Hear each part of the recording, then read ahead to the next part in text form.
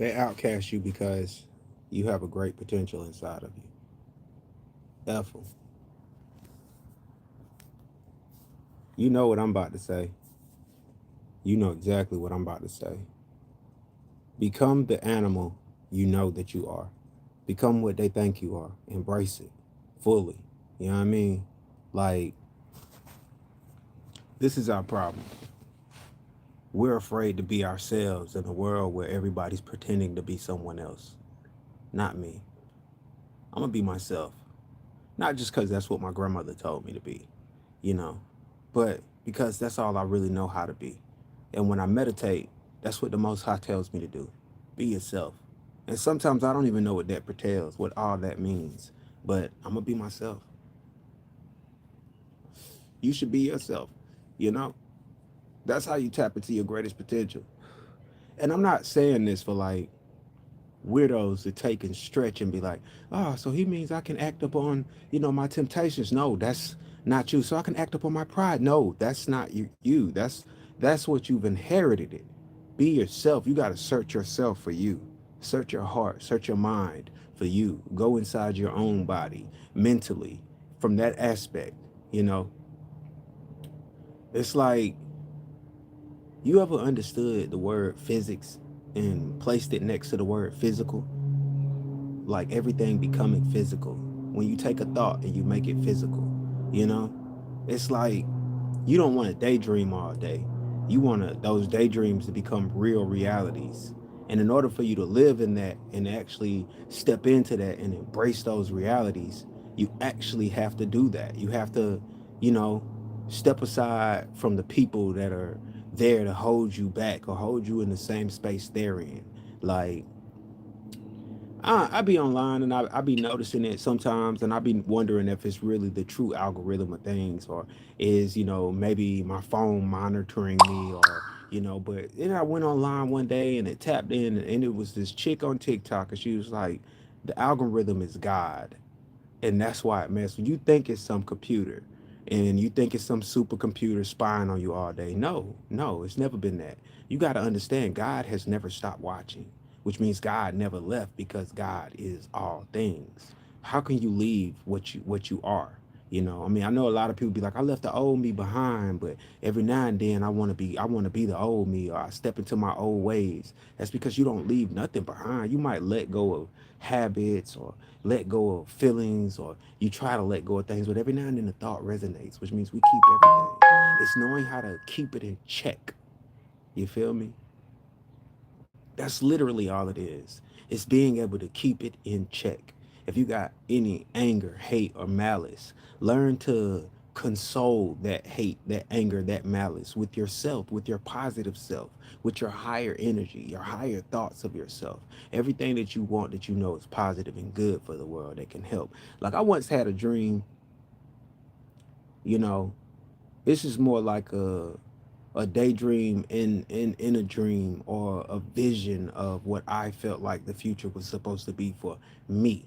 Like it's like, and maybe you can relate to this. I figured I'd be married by like 25. I know that's like too early. When you get older, you be like, that's way too early to get married. But I thought I'd be married by 25, wife and kids. Even if I was stressed out, wife and kids, picket white fence, not necessarily white. It could be like a blue fence or a red fence, and we stayed in a nice blue house. Modest. It don't have to be huge. I never was one to daydream about the mansions and shit.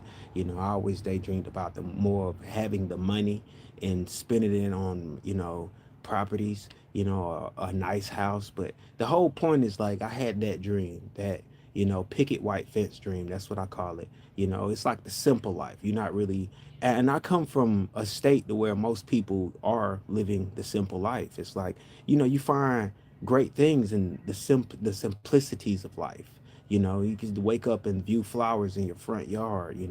Go to your garden and tend to it. Water your fruits, your vegetables, make sure everything's growing properly. Blow the leaves in the yard, rake. Build snowmen with the kids. We be messing off on a lot of the blessed time that you're actually blessed with. Like, you could spend this time thinking about everything good that has happened and weigh it to everything that's bad. and you'll feel so bad about it. You'll be like, this is terrible. We're living off of, you know, bloody crimes. Like, and we can't even bring ourselves to a stable balance because it's all built on blood. You got to wash it away. And the only way to wash it away is to actually embrace that animal that you really are.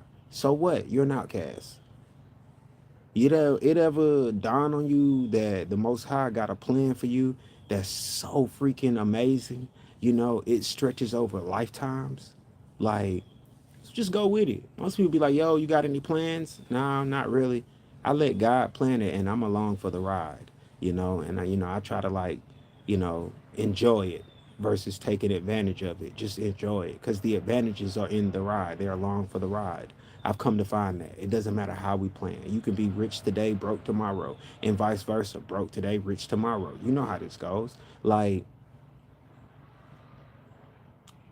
I just be wondering, because I got friends that I don't even know if they joking or if I'm joking sometimes, and I be like, "Yo, you're one of those friends I need to step away from. You're a enigma in my life, and I need to give you as much space as possible so I can love you at a distance." You know what I mean? Because I just don't like the energy you bring around me, and that's me growing and evolving to be my higher self or stepping into that.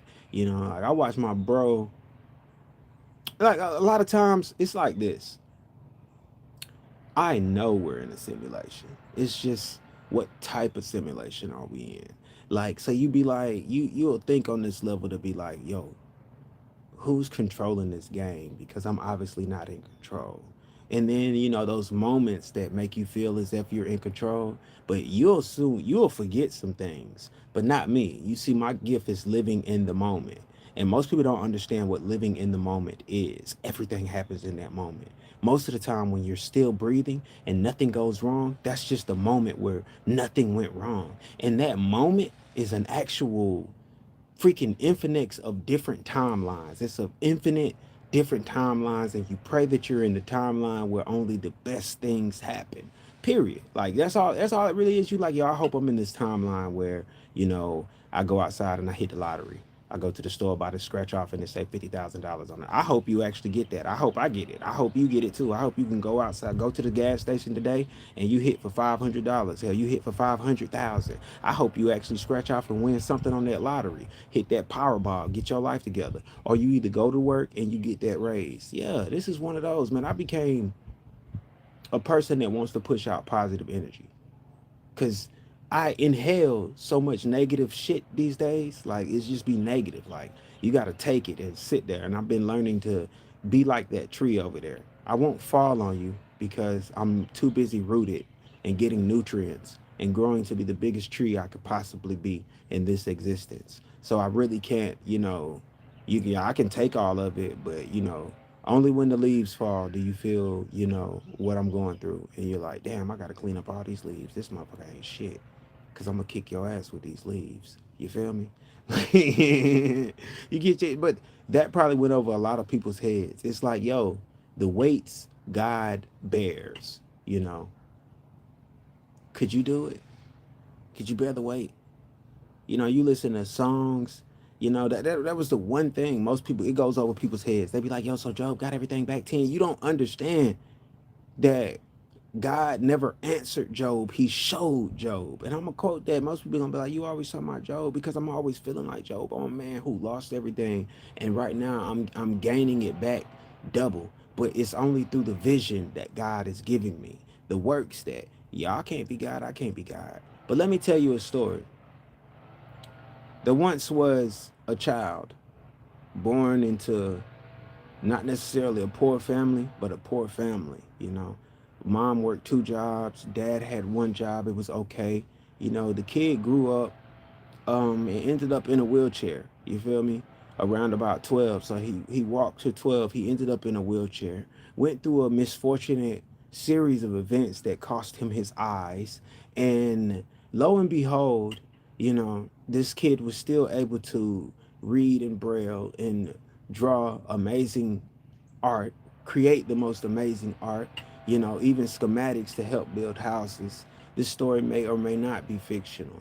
And when this kid died, this kid remembered that they were God. enjoying a life. They might not have asked for everything, but the experience was there because it was needed to be known. It's like, yo, you ever heard that expression, it's not all bad? Or maybe your life ain't as bad as you think it is if you look around, there's people in worse situations. That's the whole point. Like, how can you not enjoy your life? And at the same time, how can you not learn to feel compassion for those who can't enjoy the same life or the same thoughts that you have, the same expressions and experience and the gift that you behold within your kingdom? Because you're in the kingdom. You just fell to a low vibration and you kind of forgot that in the matrix that can be done. We're all living within the matrix, hoping that there's a secret doorway out or a blue pill or some shit. No, only two ways.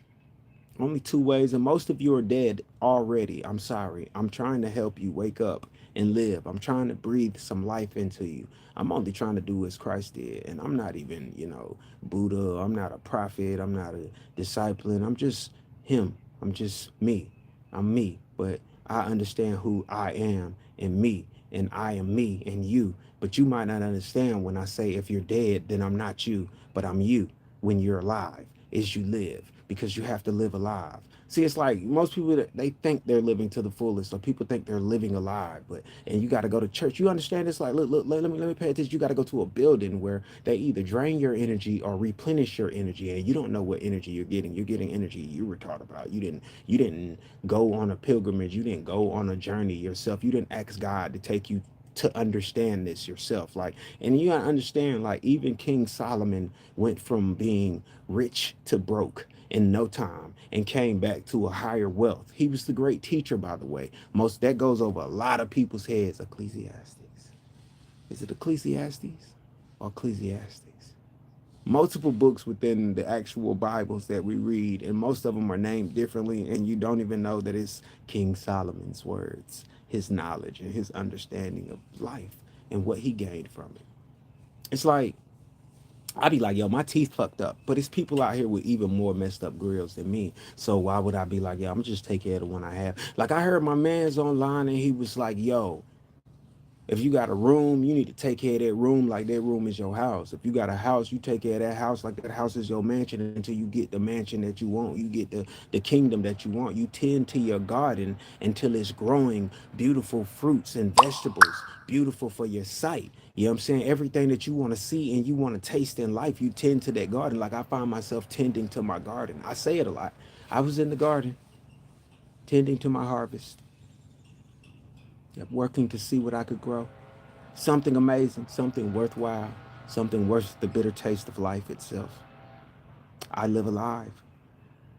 I can't tell you I know myself to be the theory of expansion. I can't let you guys know that. And I just let you know who I am at the same time. You feel me? But I live as a guy named Joshua, working to be an artist named Josie Fuller, the King of Soul. It's just what I chose to do, you know. I could tell you another story about a man who was born with weak lungs and lived his entire life in an iron freaking lung. Was able to paint and write books, illustrate things, draw pictures, communicate with people in so many different ways. Spread the love of creation or the creation with love, you know. Yeah. You don't get what I'm saying to you. There's a song that says, what if God was like one of us? There's also a song that says, what if Jesus was homeless? He was. Pay attention to the story. Like, I mean, like, it's like, look, check it out, check it out, check it out. The differences between the two, but makes both the two the same. Jesus lost everything within sacrifice, but he gained everything back times 10 in the afterlife. Look who he is. He rose on 3 days in 3 days. Like Job lost everything and God gave it back times 10. Period in this life. Like that's what the book tells you. Most people will be like, oh, this is a metaphorical story. Stop that shit. Like these are documented, moments in people's lives that existed. Like most people, some people will be like, oh, well, it didn't happen. That's the past. So we don't really know if that happened. Well, when you die, we don't really know if that happened. So you're in the past. That's how that might have been dark, but you got to understand because you're already dead. A lot of you are already dead. It goes beyond being dead inside. Like, and I want to help you. Like, it ain't even that I want to help you. Maybe God is using me to want to help you because most of the time I don't give a fuck. Like I know that I'm alive, so I'm good. I look at this shit like, oh my God, these folks are in one or on one or off one. And maybe they just didn't get the memo, but damn, we all live in the same simulation. I would have thought you seen the same thing I seen and understood it that same way. You didn't ask God for his mind to understand it with? I did. As soon as I read and heard the words, use not thy own understanding, I was like, well, damn, I know I'm dumb as fuck. So, God, can you just give me your understanding? Can I borrow that? Can you just bless me with it? And it's like I've been blessed with it. So I understand a lot more than I perceived. But I still don't know nothing. Like, because I understand that this universe is an infinite possibility. Even if you know who you are, you still won't know who you are. You feel me? Because you're experiencing it. It's the reason you're here. You're not here to die. You're here to learn how to live. You feel me? That's what I'm gonna break. I'm gonna leave you with that. And if you made it to the end, I love you. That's what you need to hear from me. You know what I mean? And I'm gonna say that one more time. You're not here to die. You're here to learn how to live. You feel me? You're alive. But anyway, you know, you guys enjoy your day. I'm gonna wave my thumb and tell you go shop at my website, josiefuller.com. You feel me?